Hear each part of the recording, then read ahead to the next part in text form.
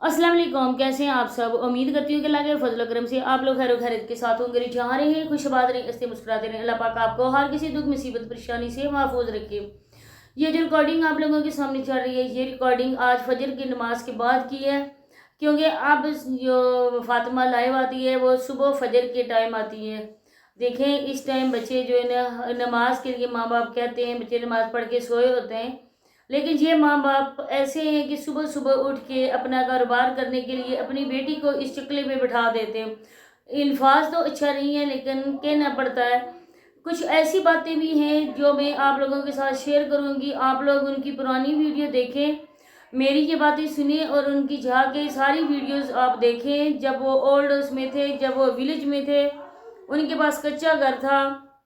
तो जो जो मैं बातें करूंगी बेशक आप लोग पॉइंट नोट कर लें और उनकी वीडियो भी जाके देखें। इस वजह से कि कुछ लोग आगे हमारी वीडियो में ऐसे कमेंट करते हैं कि आप लोग इस बच्ची से असद करते हैं, जलन की वजह से आप लोग इस बच्ची पे वीडियोस बनाते हैं। मुझे बताएं, हम लोग किस चीज़ का असद करें, किस चीज़ की जलन करें।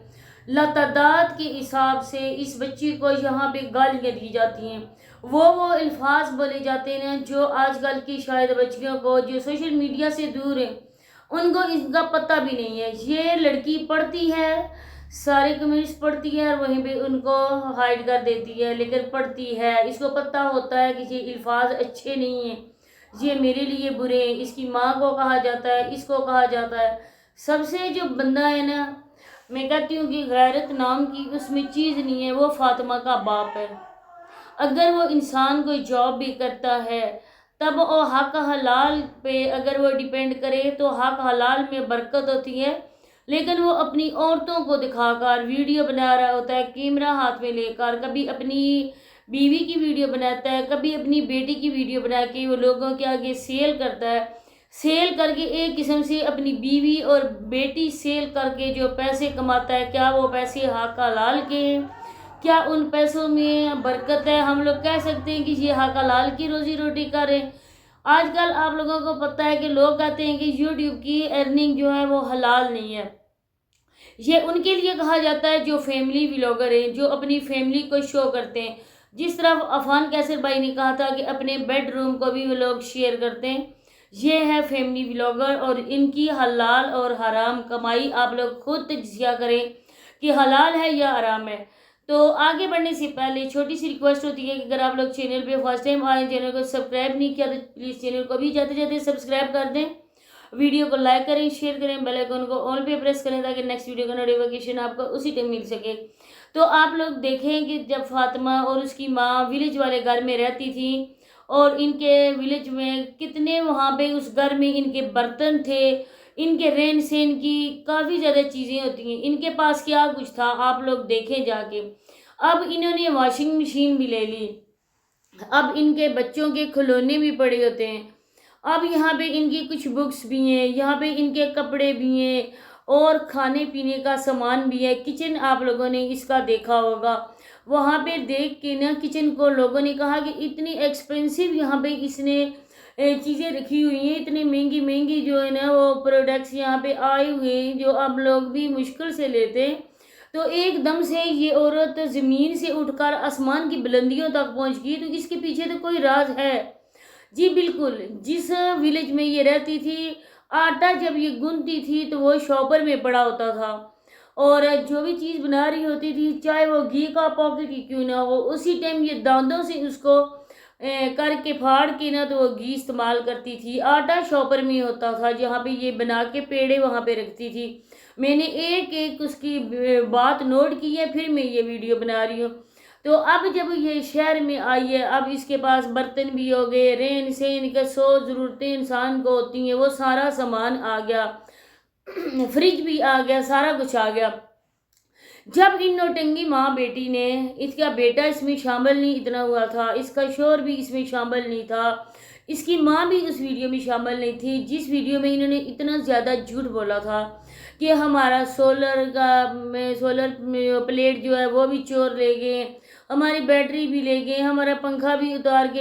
मेरी किसी से कोई जाती दुश्मनी नहीं है। ये एक्सपोज जो है मैं अपने मुल्क के पाकिस्तान के लिए करूं, अपने मुल्क के जो पाकिस्तानी अवाम है ना, मैं उनके लिए करूं ताकि वो लोग ऐसे बेरूपियों से, चोरों से, डकैतों से, ये जो ऑनलाइन जो थीफ है, इनसे बच सके।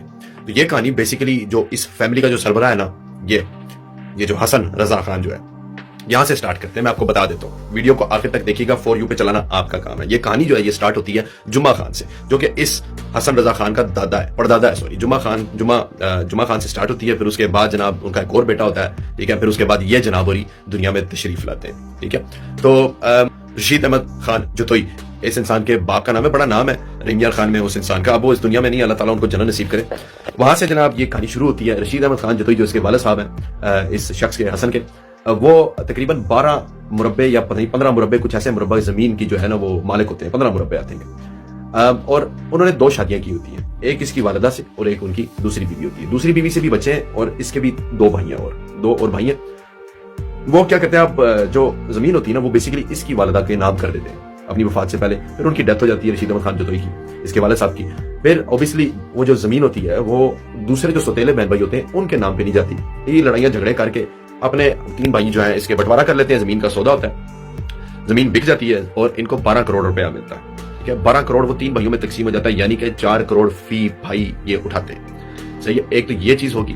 अब आपको पता चला जी। तो मैं बात का आप लोगों ने मलकू भाई की बात सुनी होगी। तो मैं ये बात कर रही थी कि ये दोनों माँ बेटी कह रही थी कि हमारा पंखा भी ले गए, सब कुछ चीज़ें हमारी चोर उतार के ले गए।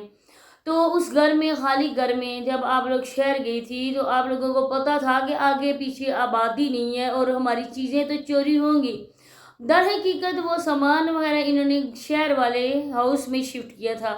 अब इनकी ये बात है कि जैसे डॉक्टर अफान कैसर ने, रिएक्शन चैनल वालों ने, फिर मलकू भाई आ गए, इन्होंने इनकी असलियत को सामने रखा लोगों के। अब लोगों के कहने के मुताबिक आगे चल के आप लोग, वो मैं तो क्लिप यहाँ पे नहीं लगा सकती क्योंकि उसमें कॉपीराइट वगैरह का मसला आता है, लेकिन है कि मलकू भाई ने M6 से भी रब्ता कर लिया है। आप लोगों को पता है कि M6 अमेरिका में होता है, उससे भी रब्ता कर लिया है। और M6 ने ये यकीन दहानी करवाई है कि मैं इनको गरीब देखकर मैं इनकी हेल्प करता था कि ये बहुत ज़्यादा गरीब है, मजबूर है, ये बच्ची अपने माँ बाप की हेल्प के लिए आई है। लेकिन आप लोगों के कहने के मुताबिक मेरी आंखें खुल गई हैं और अब मैंने इनको किसी भी तौर पर कोई हेल्प नहीं करनी है। आज सुबह जब ये आई थी लाइव, उस टाइम कोई भी टाइगर, या कल रात को कोई भी टाइगर इसको नहीं हुआ था। एक किसी ने कहा है कि इन बातों के बावजूद भी इसको टाइगर गिफ्ट हुआ है M6 की तरफ से। लेकिन जैसे मलकू भाई कह रहे थे कि मैंने अपनी बात M6 तक पहुंचा दी है कि आप इनकी हेल्प करके गुनहगार ना हो, आप लोगों की हेल्प के मुस्तहिक और भी काफ़ी ज़्यादा लोग हैं। तो इस बात को लेकर हम मलकू भाई को अप्रिशिएट करते हैं कि आपने बहुत अच्छा काम किया। और मैं उनको ये भी कहती हूँ कि सिर्फ फातिमा तक ही महदूद ना रखें आप अपना रिएक्शन। आप ऐसा करें कि और भी लोग हैं जो अपनी बेटियों को सरेआम बेपर्दा करके पैसे के लिए इधर बिठा देते हैं।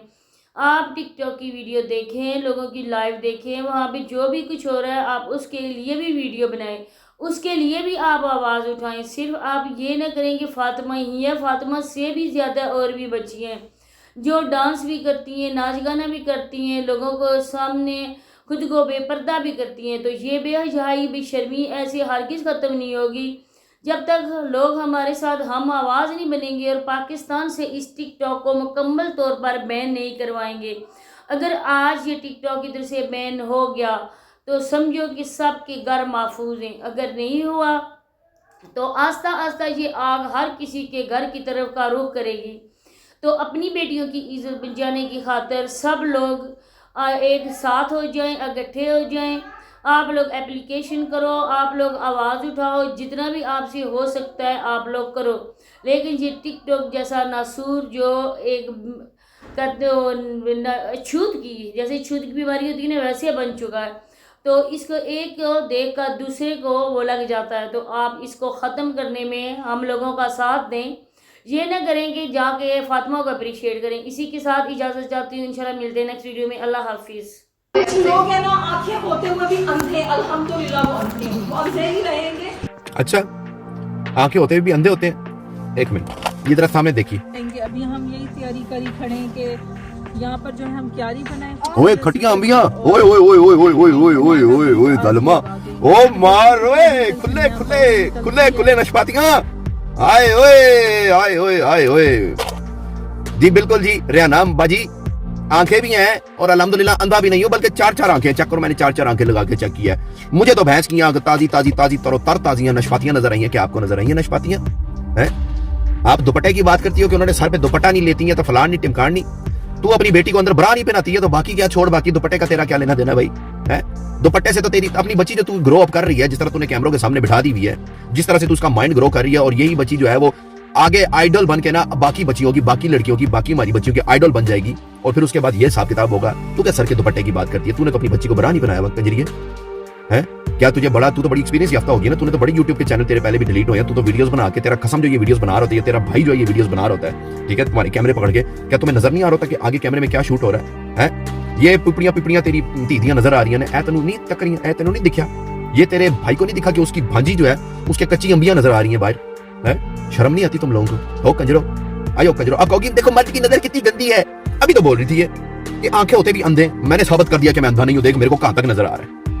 बेगैरत औरत, तुझे तो मैं ऐसा पिछाड़ूंगा, तू याद रखेगी सारी जिंदगी। तू देख सोशल मीडिया पे तू बना व्लॉग, मैं तेरी टूई पे चित्र फेरता जाऊंगा, जब तक तू चलती है तू देख, तू देखी जा।